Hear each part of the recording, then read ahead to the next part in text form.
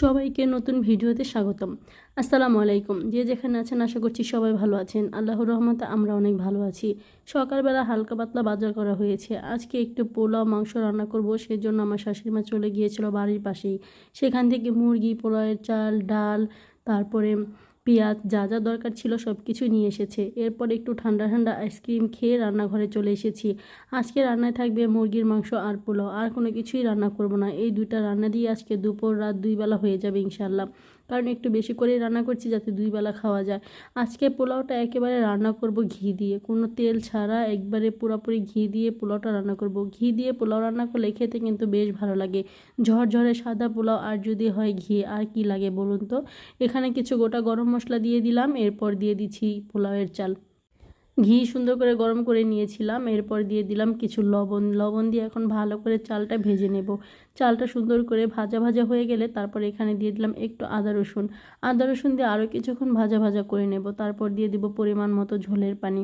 ঝোলের পানিটা পরিমাণ মতোই দিতে হবে, চাল যতটুকু তার ডাবল পানি দিলেই হয়ে যাবে। একটু কাঁচা পেঁয়াজ দিয়ে দিলাম, পেঁয়াজ দিয়ে আরও কিছুক্ষণ নেড়ে চেড়ে ভাজা ভাজা করে তারপর দিয়ে দিব পরিমাণ মতো ঝোলের পানি। প্রথমে একটু লিকুইড দুধ দিয়ে দিলাম, তারপর দিয়ে দিব পরিমাণ মতো পানি দিয়ে তারপর ঢাকনা দিয়ে ঢেকে আস্তে আস্তে পোলাওটা রান্না করে নেব। সবসময় আমি পোলাও মাংস রান্না করলে পোলাওটা আগে রান্না করি, কারণ পোলাওটা অনেকক্ষণ দমে দিতে হয়। আর এখন দিয়ে দিয়েছি স্বাদ অনুযায়ী চিনি। পোলাওতে একটুখানি চিনি দিলে কিন্তু খেতে বেশ ভালো লাগে। এখন ঢাকনা দিয়ে ঢেকে পোলাওটা রান্না করে নেব। আগে যা বলছিলাম, আগে পোলাও রান্নার উদ্দেশ্য হলো পোলাওটা দমে দিতে হয়, অনেকক্ষণই রাখতে হয়। আর মাংস রান্না করতে করতে কিন্তু এই দমের কাজটা হয়ে যায়, তখন কিন্তু খুব তাড়াতাড়ি রান্নাটা হয়ে যায়। কথা বলতে বলতে এই পাশে কিন্তু পোলাওয়ের পানিটা একেবারেই শুষে নিয়ে যাচ্ছে। এখন হালকা আরেকটু জাল দিয়ে তারপর আমি দমে রেখে দিয়েছি। এখন মাংস রান্না করার পালা।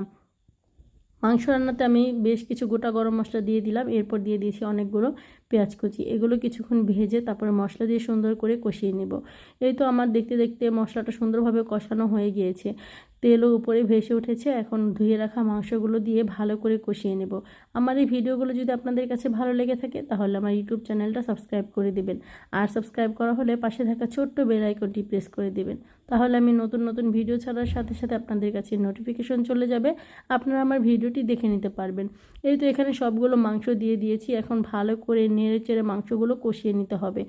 আর সাথে একটু আলু দিয়ে দিব, কারণ আলু ছাড়া তো আমরা মাংস রান্না করতেই পারি না, কারণ আমাদের বাড়িতে সবাই আলু দিয়ে মাংস খেতে বেশি পছন্দ করে। সেজন্য এখানে বেশ কিছু আলু দিয়ে দেব। আলু দিয়ে ভালো করে মাংস আর আলু কষিয়ে তারপরে ঝোলের পানি দিয়ে দিতে হবে। আমার রান্নার কালারটা কেমন হয়েছে অবশ্যই কমেন্টে জানাবেন। এই তো একটু ভালো করে নেড়ে চেড়ে কিছুক্ষণ ঢাকনা দিয়ে রেখেছিলাম, এরপর কিছু আলু দিয়েও কষিয়ে নিয়েছি। আলুগুলো আর দেখানো হয়নি, এখানে আলু দিয়ে ভালো করে কষানো হয়ে গিয়েছে। এখন কিন্তু ঝোলের পানি দিয়ে দেব। মাংস ভালো করে কষিয়ে নিলে ঝোলের পানি দিয়ে একটু ভালো করে জাল দিলে কিন্তু তরকারিটা রান্না হয়ে যায়। এই তো এখানে পরিমাণ মতো ঝোলের পানি দিয়ে দিলাম। এখন ঢাকনা দিয়ে কিছুক্ষণ ঢেকে রান্না করে নেব। আর নামানোর আগে অবশ্যই ভাজা জিরার গুঁড়া দিয়ে নামিয়ে নিতে হবে। সবার শেষে ভাজা জিরার গুঁড়া দিলে কিন্তু তরকারিটা খুব সুন্দর ফ্লেভার আসে আর খেতে বেশ ভালো লাগে। এই তো ঝোলের পানি দিয়ে এখন ঢাকনা দিয়ে ঢেকে রান্না করে নেব।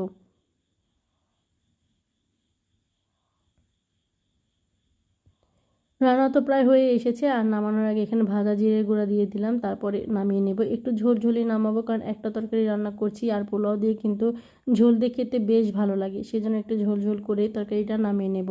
আর এই তরকারি রান্না করতে করতে কিন্তু আমার পোলাও রান্না একেবারেই হয়ে গিয়েছে। দেখতেই পাচ্ছেন পোলাও সম্পূর্ণ হয়ে গিয়েছে।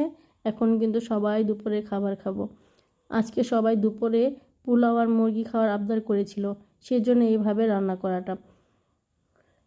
এই তো তরকারি নামিয়ে নিয়েছি। তরকারিটা দেখতে কেমন হয়েছে অবশ্যই কমেন্টে জানাবেন। আর ঝরঝরে সাদা পোলাও রান্নাটা কেমন লাগলো সেটাও কিন্তু কমেন্টে জানাতে ভুলবেন না। এই তো এখানে সব কিছু বেড়ে নিয়েছি, সবাই মিলে এখন খাবার খেতে বসে পড়ব।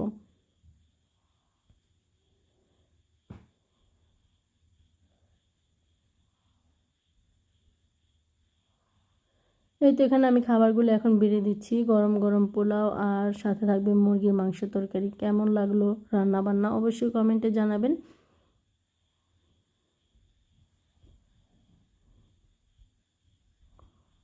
এই তো এখানে আমার খাবারটা আমি নিয়ে নিয়েছি। এখন মজা করে দুপুরে খাবার খাবো। সবাই কিন্তু খাবার খাওয়া শুরু করেছে, সাথে আমিও শুরু করে দিলাম।